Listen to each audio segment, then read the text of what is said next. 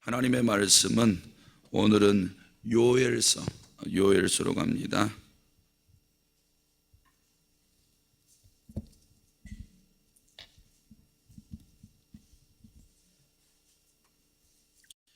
지난 특별 새벽 기도회 때 다니엘서와 호세아서를 했기 때문에 그 다음 요엘서로 넘어갑니다.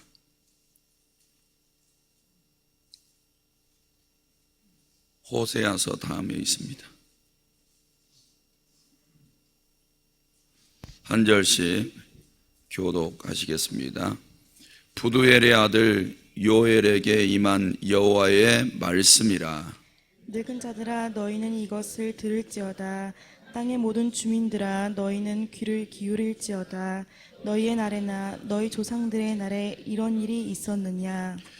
너희는 이 일을 너희 자녀에게 말하고 너희 자녀는 자기 자녀에게 말하고 그 자녀는 후세에 말할 것이니라. 팥중이가 남긴 것을 메뚜기가 먹고 메뚜기가 남긴 것을 느치가 먹고 느치가 남긴 것을 황충이 먹었도다. 취하는 자들아 너희는 깨어 울지어다. 포도주를 마시는 자들아 너희는 울지어다. 이는 단 포도주가 너희 입에서 끊어졌음이니. 다른 한 민족이 내 땅을 올라왔음이로다. 그들은 강하고 수가 많으며 그 이빨은 사자의 이빨 같고 그 어금니는 암사자의 어금니 같도다. 그들이 내 포도나무를 멸하며 내 무화과 나무를 긁어 맑게 벗겨서 버리니 그 모든 가지가 하얗게 되었도다. 너희는 처녀가 어렸을 때 약혼한 남자로 말미암아 굵은 배로 동이고 애국함같이 할지어다. 소재와 전제가 여호와의 성전에서 끊어졌고 여호와께 수종드는 제사장은 슬퍼하도다. 밭이 황무하고 토지가 마르니 곡식이 떨어지며 새 포도주가 말랐고 기름이 다하였도다. 농부들아 너희는 부끄러워할지어다. 포도원을 가꾸는 자들아 곡할지어다. 이는 밀과 보리 때문이라. 밭의 소산이 다 없어졌음이로다. 포도나무가 시들었고 무화과 나무가 말랐으며 석류나무와 대추나무와 사과나무와 밭의 모든 나무가 다 시들었으니 이러므로 사람의 즐거움이 말랐도다. 제사장들아 너희는 굵은 배로 동이고 슬피 울지어다. 제단에 수종드는 자들아 너희는 울지어다. 내 하나님께 수종드는 자들아 너희는 와서 굵은 베옷을 입고 밤이 새도록 누울지어다. 이는 소재와 전제를 너희 하나님의 성전에 드리지 못함이로다. 너희는 금식일을 정하고 성회를 소집하여 장로들과 이 땅의 모든 주민들을 너희 하나님 여호와의 성전으로 모으고 여호와께 부르짖을지어다. 슬프다 그날이여. 여호와의 날이 가까웠나니 곧 멸망같이 전능자에게로부터 이르로다. 먹을 것이 우리 눈앞에 끊어지지 아니하였느냐. 기쁨과 즐거움이 우리 하나님의 성전에서 끊어지지 아니하였느냐. 씨가 흙덩이 아래에서 썩어졌고 창고가 비었고 곡간이 무너졌으니 이는 곡식이 시들었음이로다.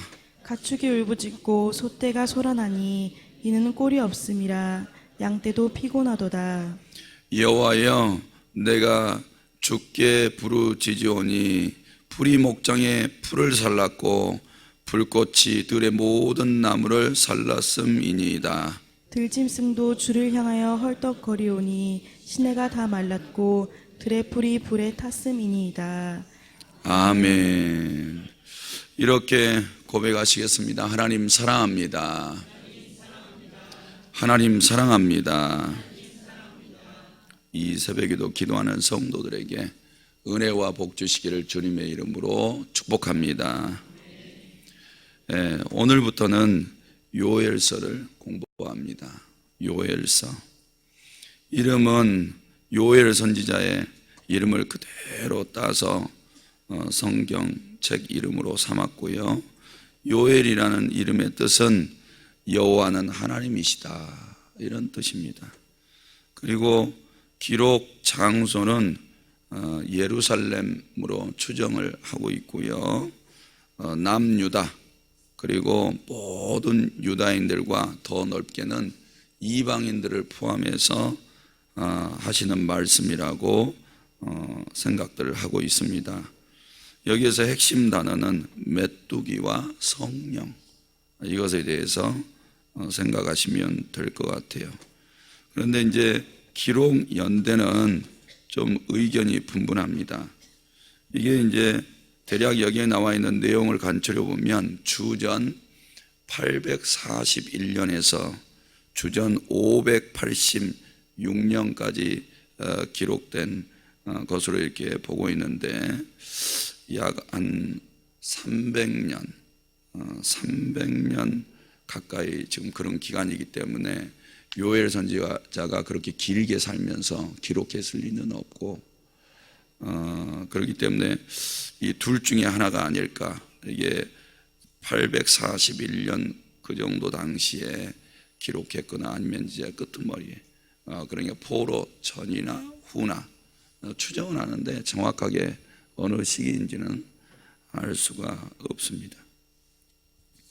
오늘 1장 말씀으로 가면 1절에서 3절은 후손에게 교훈하라고 하신 말씀이고 4절에서 13절은 재앙으로 인해서 황폐하게 될 것이다 이렇게 예언하고 있고 14절에서 15절은 금식하고 회개하라고 촉구하는 내용이고 또 16절에서 20절은 기쁨을 상실하게 됐다 이런 말씀입니다. 1절에 부두엘의 아들 요엘에게 임한 여호와의 말씀이다 이렇게 이야기하고 있습니다. 2절 말씀에 보니까 늙은 자들아 이렇게 이야기를 하고 또 중간에 보니까 땅의 모든 주민들아 이것을 듣고 귀를 기울여라. 너희의 날에나 너희 조상들의 날에 이런 일이 있었느냐. 그리고 요 지금 있는 재앙이 너희 때에도 한 번도 본 적도 없지 너희 조상 때에도 본 적도 없고 들은 적도 없잖아. 그런 일이 너희에게 일어날 거야. 근데 그런 일이 일어나면 너희는 너희 자식들에게 교육시키고 너희 자녀는 또 그 자녀들에게 교육시키고 그 자녀들은 그 후세에게 꼭 교육시켜야 돼. 이런 말씀이에요. 무슨 일이 일어날는지 사전에 교육부터 시키라고 점검합니다. 이 말씀을 보면 부모가 자기가 경험하는 것이 하나님이 복을 주셨던 아니면 심판받아서 저주 아래에 놓였던 이것을 교육시키라는 거예요. 이렇게 성경 말씀대로 붙잡고 기도하면서 순종했더니 하나님이 이렇게 복을 주시더라. 응답을 주시더라. 사람하고 역사해 주시더라. 이런 것도 교육해야 되고 아니면 내가 하나님 따라가다가 견눈질하니까 혹은 이단에게 빠지니까 그리고 우상숭배에 빠져서 돌아오니까 하나님이 이렇게 책망하고 그 기간이 이렇게 길면서 고난이 엄청나게 오더라. 이걸 교육하라는 거예요. 그래서 하나님이 살아계심을 가르쳐 주라는 거죠. 그래서 부모는 항상 자녀들에게 신앙을 교육시켜야 돼요. 좋은 것도 교육시키고 좋지 않는 것도 교육시켜서 그게 모든 것들이 하나님이 기준, 말씀이 기준이 돼서 자녀들에게 가르치면 그게 하나님 살아계심이 계속해서 후손을 이루어 내려가야 그래야 그 다음 세대도 하나님 믿어 구원받을 복이 있고 또 하나님이 주신 축복으로 형통하게 살아갈 수 있는 소망이 있으니까 반드시 교육을 하라는 것입니다. 그런데 이게 바빠도 해야 되고요 하기 싫어도 해야 되니까 신앙교육은 철두철미하게 해라. 이것을 지금 1절 3절까지 얘기하고 이제 4절에서 13절까지 재앙에 대해서 말씀합니다. 재앙. 4절에 보니까 파충이가 남긴 것을 메뚜기가 먹고 메뚜기가 남긴 것을 느치가 먹고 느치가 남긴 것을 황충이 먹었다. 그래서 이게 다 다른 거냐? 아니요, 다 다르지 않습니다. 메뚜기를 가리키는 다른 명칭이라고 보시면 돼요. 이것들이 와가지고 어떻게 할 거냐? 5절에 보니까 취하는 자들아 너희는 깨어 울어라. 포도주를 마시는 자들아 너희는 울어라. 왜? 단 포도주가 너희 입에서 다 끊어졌다. 누구 때문에? 메뚜기가 와서 다 먹어버리니까. 그 다음에 6절에 보니까 파충이, 이 메뚜기가 말고 다른 한 민족이 내 땅에 올라왔음이로다. 그들은 강하고 수가 많대요. 그리고 이빨은 사자의 이빨 같고 그 어금니는 암사자의 어금니 같다 그랬어요. 그러니까 이걸 가리켜서 이것도 메뚜기가 아니야 이렇게 이야기를 하지만, 그래도 학자들은 다수가 메뚜기를 가지고도 재앙을 내리셨지만 다른 민족들이 바벨론처럼 이렇게 다른 민족들이 밀고 내려와서 다 지금 예루살렘을 쳤다는 거예요. 이렇게 하나님께서 재앙을 내리시겠다는 거예요. 이런 재앙이 떨어지면 무슨 일이 벌어지냐? 7절에 포도나무를 멸하고 무화과 나무를 긁어 맑게 벗겨버리리니 그 모든 가지가 하얗게 되겠대요. 그러면 너희가 이런 재앙을 경험하면 너희 슬픔이 어느 정도 오냐? 8절에 보니까 처녀가 어렸을 때 약혼을 했어요.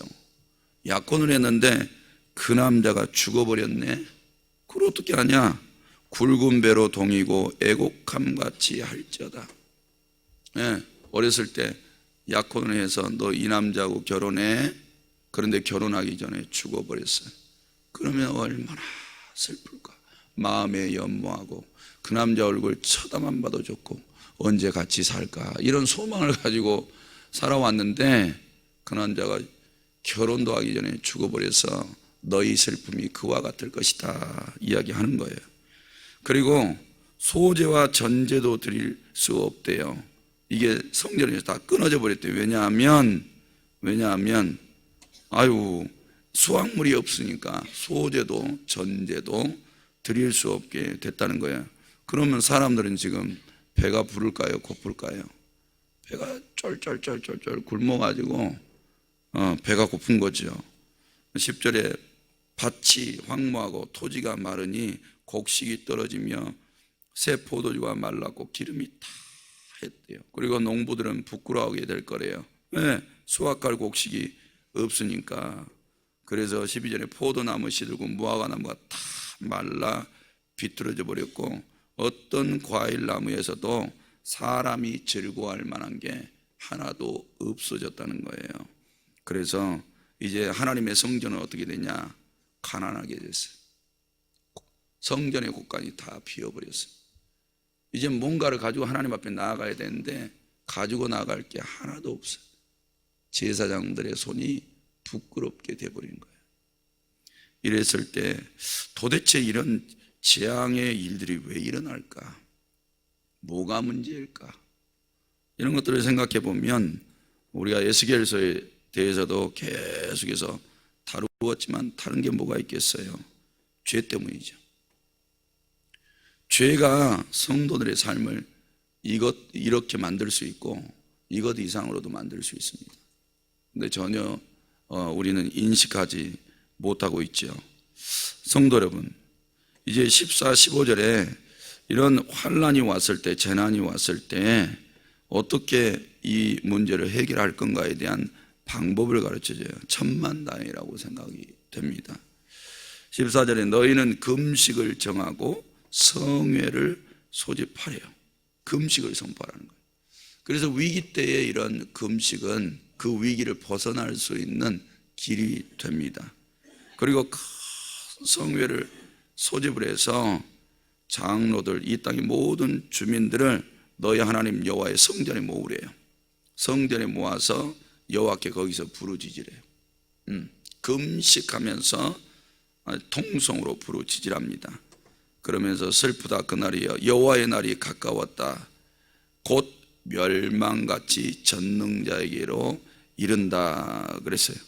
이런 여호와께서 멸망을 내리시는 날에 우리가 할 수 있는, 살 수 있는 소망은 금식과 회개밖에 없어요.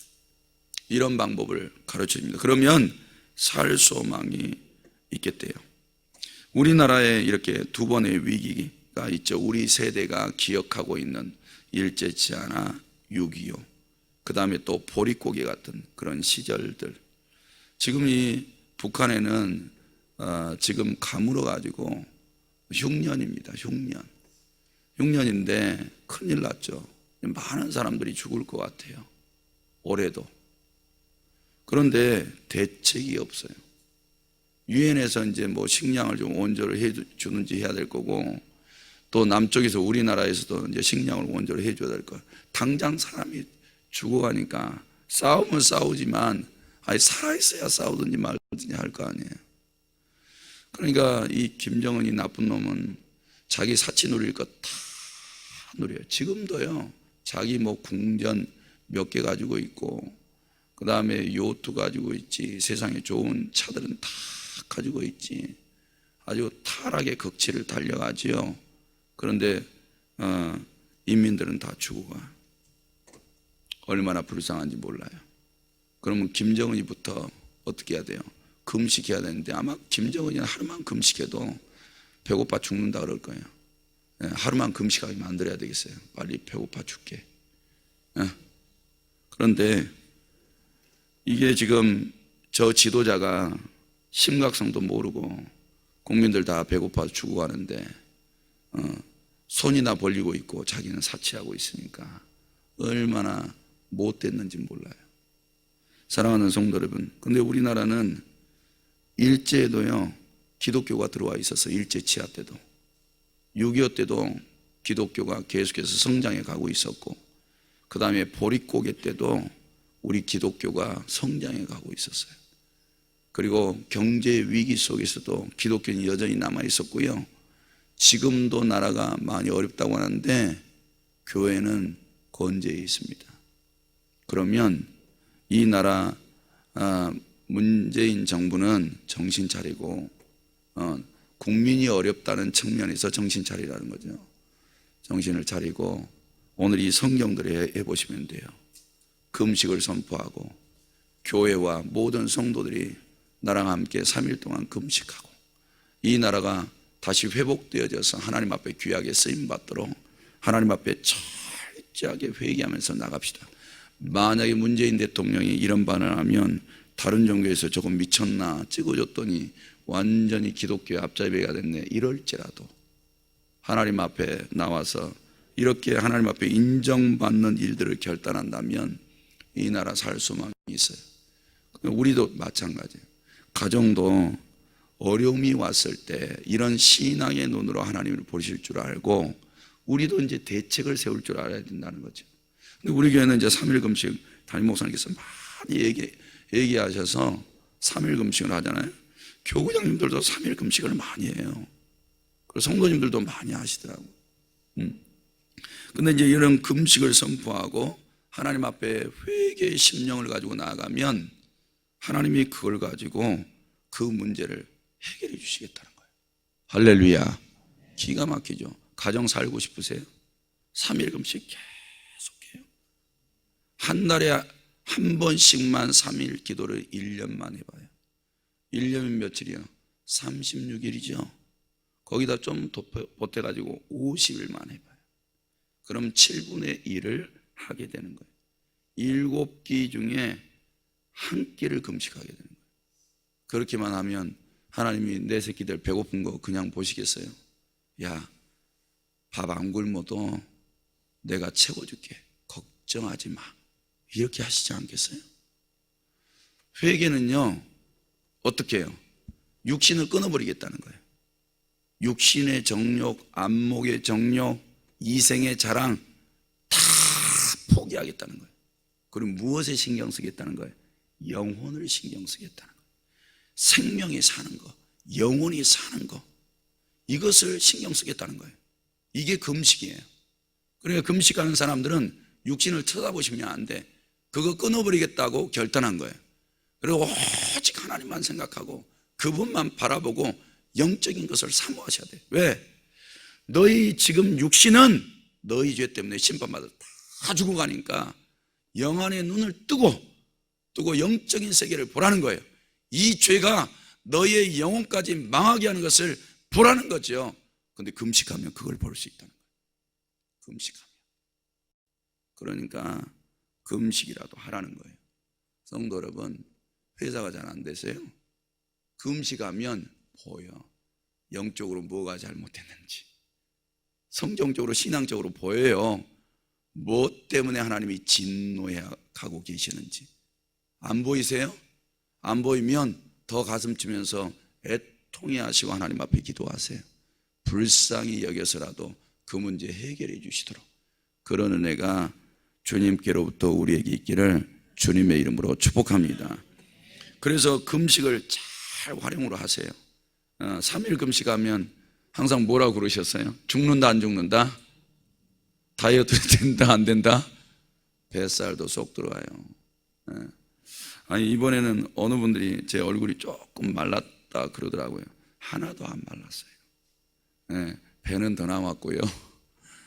지쳤냐고요? 그래도 잠자도요 벌떡벌떡 일어나요. 아직은 젊어서 그런 것 같아요. 사랑하는 성도 여러분, 하나님 앞에 집중해서 매달리는 신앙생활을 가지시고 이런 것들을 좀 자녀들에게 보여줘야 교육이 되죠. 신앙생활로 갈 때는 뭐 하나님께서 은혜와 복을 주시면 만족해하고 즐거워하는데 징벌이 와봐. 그러면 불만 불평하고 원망하고 신앙 떨어지고 이런 것만 자녀들에게 보여줘. 교육할 게 뭐가 있어요? 그러니까 교육을 안 시키는 거죠. 사랑하는 성도 여러분, 위기가 왔을 때 멋있는 신앙, 하나님 앞에 인정받는 신앙을 보이세요. 그리고 그것을 자녀들에게 상속하시기를 바랍니다. 그리고 16절에서 20절에 보면 기쁨을 상실하게 하겠다는 거예요. 16절에 먹을 것이 우리 눈앞에 끊어지지 아니하였느냐. 기쁨과 즐거움이 우리 하나님의 성전에서 끊어지지 않았냐. 그래서 이렇게 뭔가 회개하지 않는 죄, 이런 죄들이 기쁨을 다 빼앗아가 버린다는 거예요. 성도 여러분, 우리가 하나님께서 주시는 것으로 만족하고 기뻐하고 즐거워할 때가 복인 줄 알고요, 그때 신앙이 하나님 앞에 온전한 신앙이셔야 돼요. 꼭 그런 신앙을 만들어내시기를 바랍니다. 그리고 다 읽어보면 그런 내용들이에요. 하나님께서 모든 것에서 기쁨을 다 뺏어가 버리셨어요. 땅에서도 기쁨을 뺏어갔고 가축들에게서도 뺏어가 버렸고 그 다음에 사람들에게서도 기쁨을 뺏어갔고 그것도 마지막에는 하나님을 섬기는 사람들, 또 하나님을 섬기는 성전, 그곳에서 나아가는 예배하는 자들에게서 기쁨을 다 뺏어가 버리셨어요. 누가요? 하나님께서. 이런 기쁨 안 주고 싶다는 거예요. 죄 가운데 빠져 있는데 너희들이 기쁘고 즐거워한다고 그게 이뻐 보이겠어요? 절대 아닙니다. 하나님이 기쁨 다 뺏어간 거예요. 그리고 우리 가정이 지금 기쁨이 없으세요? 무감각해요? 재미가 없으세요? 영혼의 만족감이 없으세요? 그러면 우리는 정신 바짝 차려야 돼요. 그때일수록 가족들 다 모여 성전에 모이라 그랬잖아요. 금식 선포하고 부르짖으면서 성전에 다 모이라 그랬잖아요. 기쁨이 없으면 가족들을 교회에 데리고 와서 기도실에서 주무시고 각 교구실에서 자고 이 새벽홀에 와서 주무셔야 돼. 그래야 기쁨이 다시 오는 거예요. 누구에 의해서? 그것을 줄 하나님에 의해서. 가족들 기쁘게 살고 싶지 않으세요? 고난이 와도 막 화평하고 즐겁게 살고 싶지 않으세요? 앞으로 이런 신앙을 기억하고 인생 재미있게 사세요. 억눌려서 살지 마시고 아버지 앞에 나오는 신앙이면 아버지께서 기쁨을 줘. 이 기쁨을 가져가지고 가정에 돌아가고 일터에 돌아가시면 열매가 다시 와요. 열매가 다시 와서 하나님을 기뻐하고 자신의 인생도 누리면서 살아갈 수 있도록 만들어줘요. 이런 하나님의 원리를 기억하면서 우리가 부모에서부터 자식들이 신앙교육 받으라고 그랬으니까 머리가 있는 자식들은 나쁜 것은 안 하고 좋은 것은 받아들여서 자기네들이 기뻐하고 만족하면서 살아갈 수 있는 방법만을 얻어서 살아간다면 하나님이 원하시는 교육이 될 거 아닙니까? 성도 여러분, 요예서를 통해서 한 장 한 장, 물론 3장밖에 없지만 하나님께서 어떻게 이 기쁨을 다시 회복하는가를 발견하시고 하나님 안에 있는 기쁨을 꼭 얻어서 살아가시기를 주님의 이름으로 축복합니다. 이 시간 기도 드리시겠습니다. 하나님 아버지, 이 새벽에도 감사의 물, 일점 번제의 물 제목 드렸습니다. 우리 하나님 받으시고 하늘 곳간에 쌓아 주옵소서.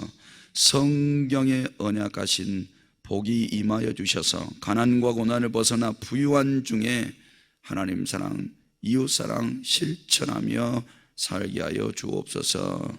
담임 목사님 하루하루가 다르게 속히 회복되게 하여 주시고 후유증이 없게 도와주시고 발꿈치로 땅에 디뎌도 아픔이나 상함이 없게 하여 주옵소서. 오늘도 이 거룩하고 복된 주일에 하나님 아버지 믿음과 또 성령 안에서 기도하실 터인데 교회가 영혼 구원으로 풍성하게 채워지기를 기도하실 때 응답받게 하시고 성도들을 축복하며 기도하실 때 하나님 기쁘게 받아주시고 이 교회 위에 은혜와 복을 주옵소서. 오늘 전 성도가 깨어서 이 예배하는 날을 소중하게 생각하고 주님 품에 나와 온 몸과 믿음과 열정을 다하여 하나님을 예배할 때에 기쁘게 받아 주옵소서. 모든 영광 하나님 앞에 올려드리고 예수님의 이름으로 기도드립니다. 아멘. 오늘도 말씀 생각하시면서 기도하시기 바랍니다.